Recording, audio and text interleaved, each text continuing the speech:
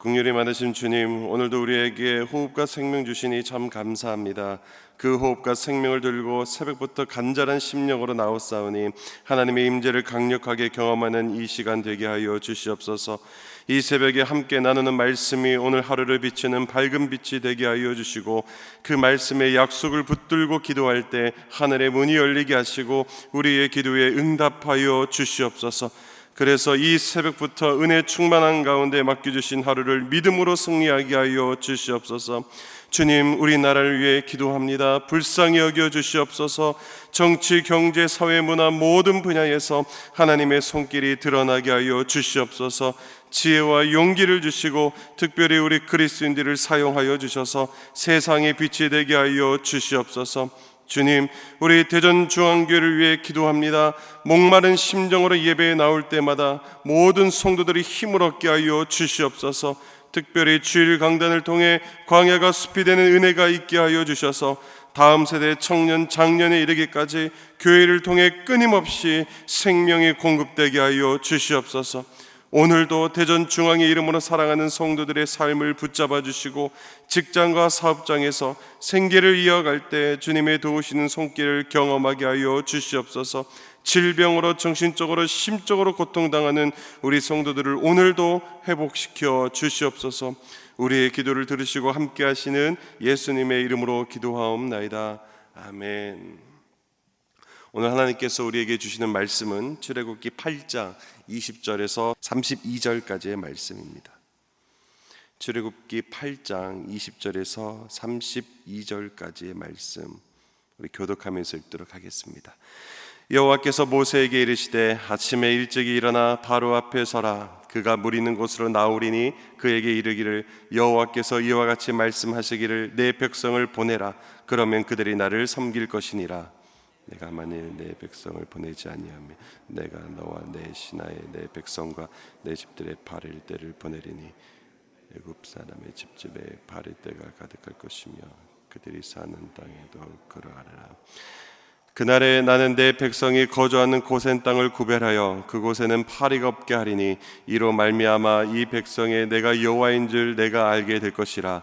내가 내 백성과 내 백성 사이를 구별하리니 내일 이 표정이 있으리라 하셨다 하라 하시고, 여호와께서 그와 같이 하시니 무수한 파리가 바로의 궁과 그의 신하의 집과 애굽 온 땅에 이르리니 파리로 말미암아 그 땅이 황폐하였더라.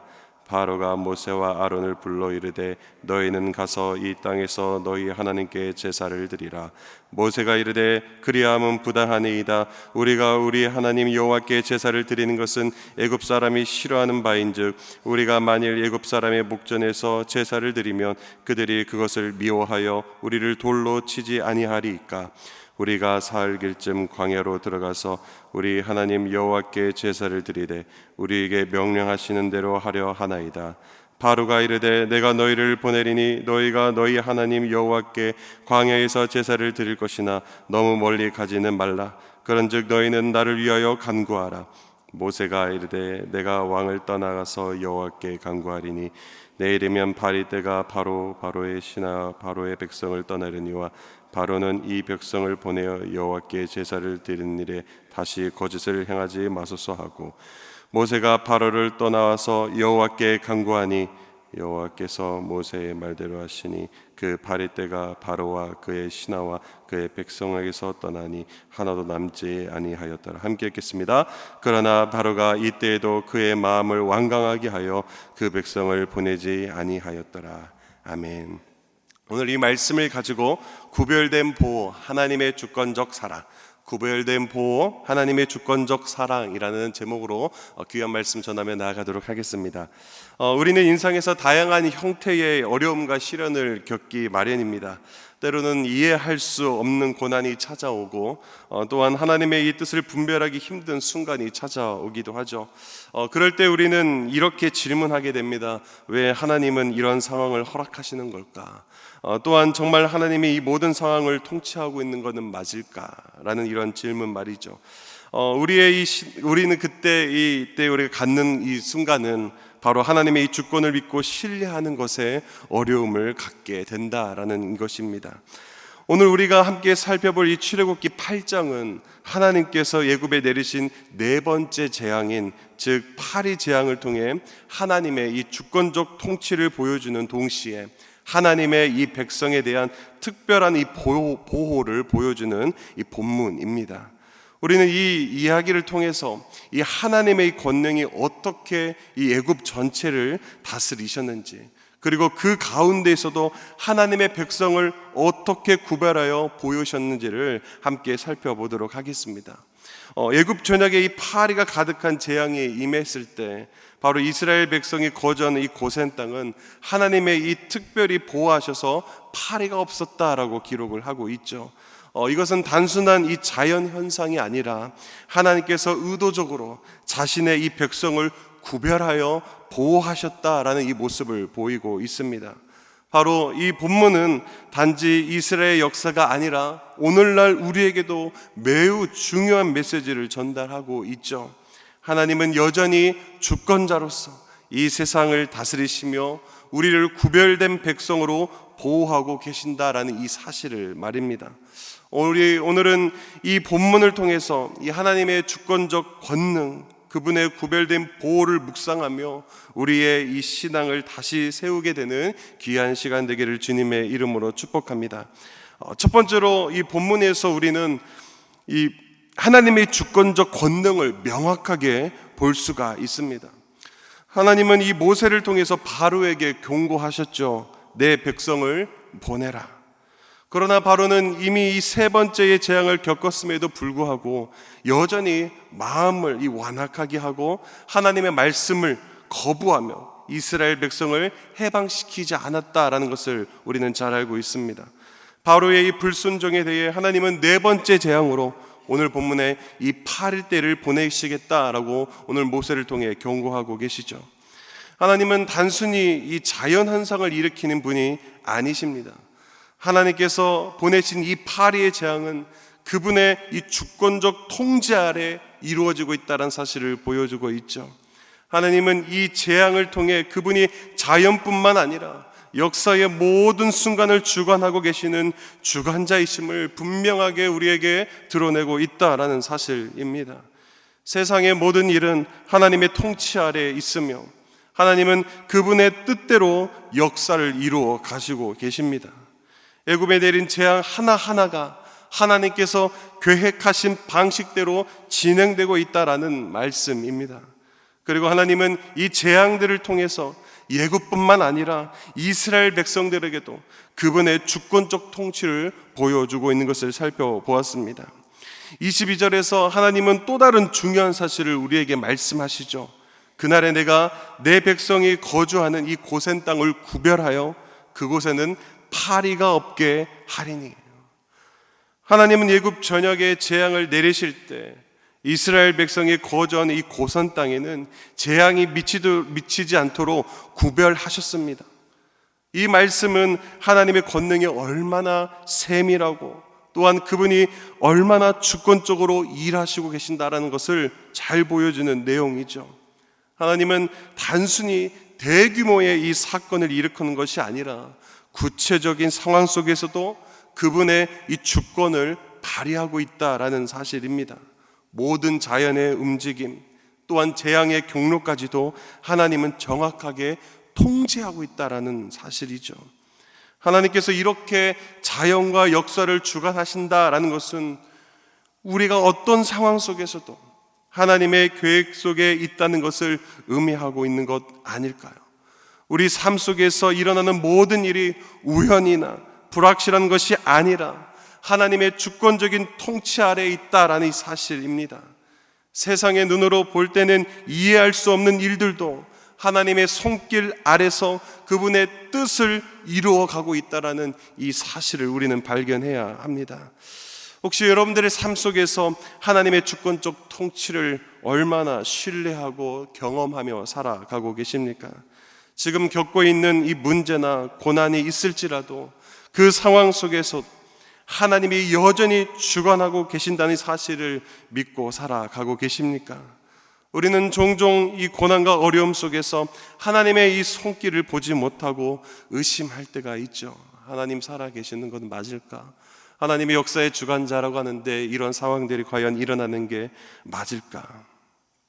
그러나 하나님은 우리의 삶의 모든 부분을 다스리시는, 변함없으시는 주권자이십니다. 우리의 일상적인 삶, 그리고 우리가 겪는 모든 상황은 하나님의 계획 속에 이루어지고 있습니다. 오늘 이 하루 하나님께서 자연을 다스리고 역사를 주관하시고 계시는 것 같이 우리의 삶 속에서도 동일하게 주관하시며 그것을 인도하시며 계획하신 대로 이루어지고 있다는 사실을 기억하며 그 하나님을 신뢰하며 따라가는 우리 모두가 되기를 주님의 이름으로 축복합니다. 두 번째로 본문은 하나님께서 자신의 백성을 구별하여 보호하시는 이 놀라운 모습을 보여주고 있습니다. 하나님은 이 파리의 재앙을 예고하시면서 이스라엘 백성이 거주하는 이 고센 땅에는 파리가 들어가지 않게 하겠다라고 말씀하시죠. 같은 애굽 땅에 살고 있지만 하나님은 재앙이 이스라엘 백성에게 미치지 않도록 구별하셨다라고 말하고 있습니다. 이는 하나님께서 그분의 백성을 특별히 보호하신다는 이 사실을 분명하게 강조하고 있다라는 것을 우리는 이해할 수 있습니다. 하나님께서 재앙을 통제하시는 이 모습은 그분이 모든 자연과 역사를 주관하실 뿐 아니라 자기 백성을 특별히 섭리와 계획을 가지고 계신다는 것을 잘 보여주고 있죠. 애굽 전역에 파리떼가 날아다니며 극심한 이 고통을 안겨주었지만 이스라엘 백성들이 머물고 있는 이 고센 땅에는 그런 일이 전혀 일어나지 않았습니다. 이것은 하나님께서 그분의 그 백성을 철저히 지키고 보호하시는 것을 보여주는 이 상징적인 사건이라는 것이죠. 근데 여기서 중요한 점은 무엇입니까? 이스라엘 백성의 이 보호가요, 그들의 자격이나 행위에 달려있지 않았다라는 사실입니다. 그들의 특별한 능력이나 어떤 선행 때문에 이 재앙에서 면제된 것이 아니라 오직 하나님의 이 은혜로 보호를 받았다라는 사실입니다. 하나님께서 이 그들을 택하셨기 때문에 하나님은 그들을 보호하신 것입니다. 하나님께서 그분의 이 약속에 따라 이 이스라엘 백성을 구별하여 사랑하시고 보호하셨다라는 사실이죠. 이 구별된 이 보호는 전적으로 하나님의 은혜로 이루어졌다라는 사실입니다. 오늘날도 마찬가지 아닐까요? 우리 역시 하나님의 은혜로 구별된 백성입니다. 하나님은 우리의 세상 속에서 구별하셔서 그분의 특별한 보호 아래에 두셨습니다. 우리는 세상 속에서 고난을 당할 수도 있고 어려움을 겪을 수도 있지만 하나님께서 그 가운데서도 우리를 지키시고 보호하신다라는 사실이죠. 우리의 삶의 모든 상황 속에서 하나님은 우리를 내버려 두지 않으시며 보호하시고 함께 하신다라는 사실입니다. 혹시 지금 여러분의 이 삶에서 재앙처럼 느껴지는 일이 있으십니까? 그렇다면 그 속에서도 하나님께서 여러분을 구별하여 보호하고 계심을 기억하며 나가는 이 시간 되기를 주님의 이름으로 축복합니다. 하나님의 이 보호의 눈에는 보이지 않을 때도 있습니다. 그러나 우리는 믿음으로 하나님께 우리를 지키시고 계신다는 이 사실을 오늘 우리가 붙들어야 되는 것이죠. 이스라엘 백성이 고센 땅에서 하나님의 그 보호를 받았듯이 우리도 하나님의 구별된 이 보호 속에서 살아가고 있고 보호를 받으며 살아가고 있다는 사실을 꼭 기억해야 합니다. 그래서 오늘 이 하루 그분의 은혜를 신뢰하며 어떠한 상황 속에서도 하나님의 손길을 믿고 나아가는 우리 모두가 되기를 주님의 이름으로 축복합니다. 말씀을 맺도록 하겠습니다. 오늘 본문을 통해 우리는 하나님께서 이 주권적으로 모든 것을 다스리시는 이 동시에 그분의 백성을 구별하여 보호하신다는 이 놀라운 이 진리를 깨닫게 되었습니다. 하나님은 이 온 세상과 역사를 주관하시는 분이시며 그 속에서도 우리를 잊지 않으시고 특별히 보호하시는 분이시다라는 이 사실이죠. 우리가 살아가는 이 세상은 때로는 혼란스럽고 우리의 이해를 넘어서는 고난이 찾아올 수 있습니다. 그러나 그 모든 상황 속에서도 하나님은 여전히 주권자로서 우리를 지키시고 계신다는 거예요. 고센 땅에서 이거 이스라엘 백성을 보호하셨던 것과 같이 오늘 우리도 하나님의 이 특별한 보호 아래에 있다라는 사실입니다.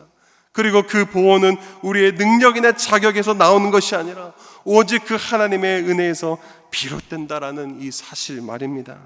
우리의 상황이 어떠하든지 하나님의 주권을 믿고 그분의 보호를 신뢰합시다.